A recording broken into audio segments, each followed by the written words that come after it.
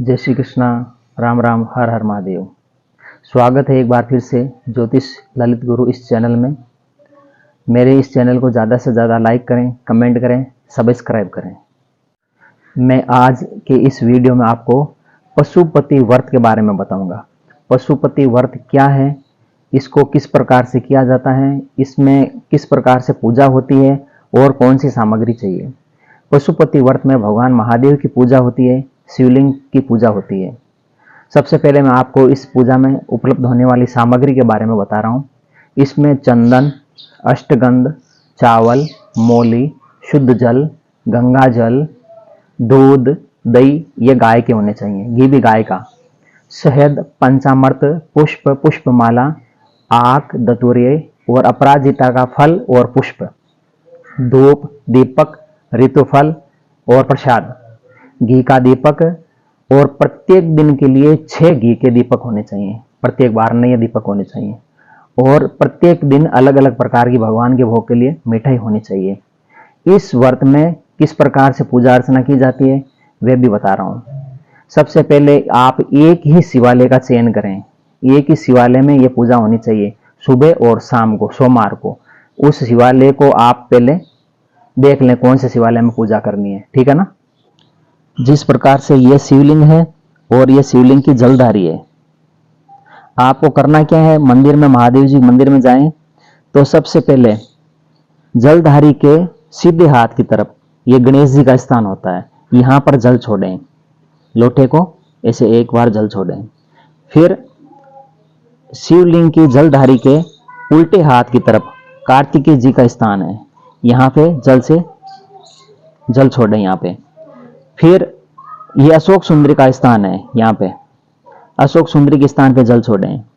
उसके बाद में माता पार्वती का हस्त कमल है, ये माता पार्वती का हस्त कमल है, यहाँ पे जल छोड़ें। उसके बाद में भगवान आशुतोष महादेव के ऊपर जल चढ़ाएं। अब आगे की पूजा बताता हूँ, ठीक है ना। इस व्रत को सोमवार से शुरू करें और 5 सोमवार तक करें। छठे सोमवार में इसका उद्यापन करें। सबसे पहले क्या करें, सोमवार को सात्विक शुद्ध मन से भगवान की पूजा करने के लिए शिवालय में जाएं। सोमवार को स्नान आदि से निवृत्ति होकर शिवालय में जाएं। हर हर महादेव, ओम नमः शिवाय, श्री शिवाय नमस्तुभ्यम का जयकारा लगाएं और भगवान महादेव को नमस्कार करें। यह पूजा एक ही शिवालय में करनी है, मैं आपको और बता रहा हूं। सबसे पहले हाथ जोड़कर भगवान को आह्वान करें, भगवान महादेव को बुलाएं। उसके बाद मौली का या बेलपत्र का भगवान को आसन अर्पण करें, शिवलिंग के ऊपर आसन अर्पण करना है। फिर भगवान के पैर धोएं, अर्घ्य देवें भगवान को। फिर भगवान का जल से आचमन करवाएं। फिर शुद्ध जल से भगवान को स्नान करवाएं। उसके बाद में दूध से स्नान करवाएं, वापस शुद्ध जल से स्नान करवाएं। फिर उसके बाद में भगवान को दही से स्नान करवाएं, फिर जल से स्नान करवाएं। फिर घी से स्नान करवाएं, फिर जल से स्नान करवाएं। फिर शहद से स्नान करवाएं, फिर उसके बाद शुद्ध जल से स्नान करवाएं। फिर पंचामृत से स्नान करवाएं। फिर उसके बाद में भगवान को शुद्ध जल से वापस स्नान करावें। लास्ट में भगवान को शुद्ध जल अर्पण करें। शुद्ध जल अर्पण करके भगवान को अच्छे शुद्ध वस्त्र से शिवलिंग को पोंछें, उसको साफ करें, ठीक है ना। वस्त्र से शिवलिंग को पोंछ लें। पोंछने के बाद में भगवान महादेव आशुतोष के शिवलिंग के ऊपर नागदेव को विराजमान करें। नाग देवता को विराजमान करने के बाद में भगवान महादेव को कोफिन, सफेद कपड़े की ऐसी कोई कोफिन बना लें। उस कोफिन को भगवान शिवलिंग के ऊपर लपेट दें। फिर भगवान महादेव के शिवलिंग के ऊपर एक जनेऊ धारण करवा दें। फिर चंदन अष्टगंध से भगवान के आडंबर बना दें। आडंबर बनाने के बाद में भगवान को थोड़ा गीला चावल करके अर्पण कर दें। उसके बाद में पुष्प और पुष्पमाला अर्पण करें। आक, धतूरा और अपराजिता का, इनका पुष्प और इनका फल भगवान महादेव को अर्पण करें। बेलपत्र भगवान महादेव को चढ़ाएं, ठीक है ना। फिर भगवान को, आशुतोष को इलायची और लौंग का भोग लगाएं। ऋतुफल का भोग लगाएं। जो प्रसाद है उस प्रसाद का भोग लगाएं।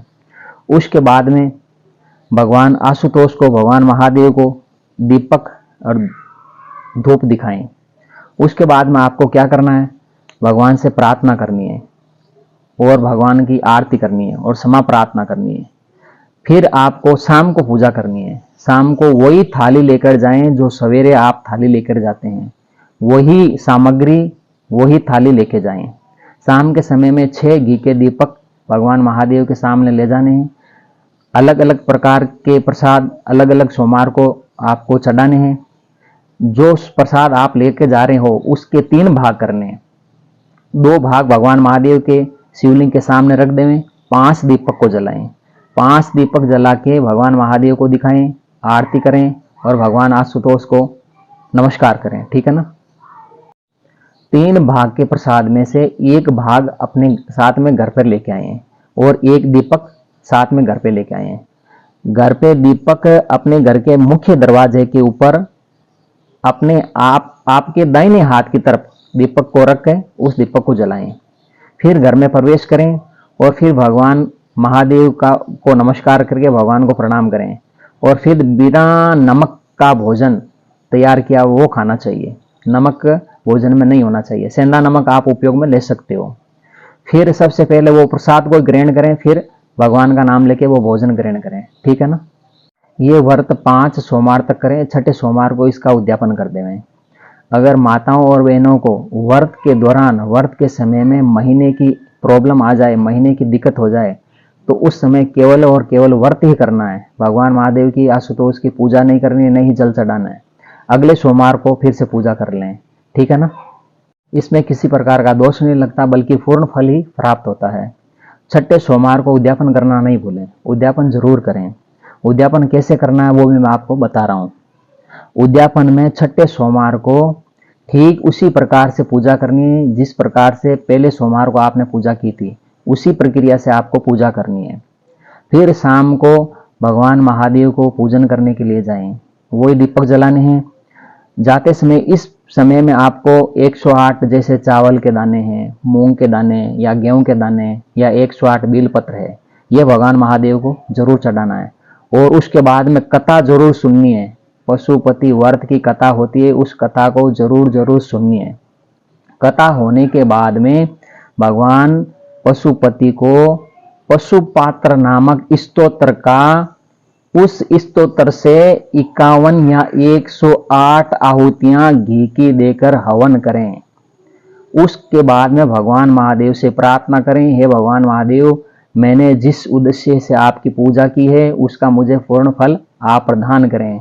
इस प्रकार पूर्ण विधि विधान से इस व्रत को किया जाता है तो निश्चित ही समस्त मनोकामनाएं अथवा जिस उद्देश्य से इस व्रत को किया है उस उद्देश्य की निश्चित ही प्राप्ति होती है। हर हर महादेव, हर हर महादेव, हर हर महादेव।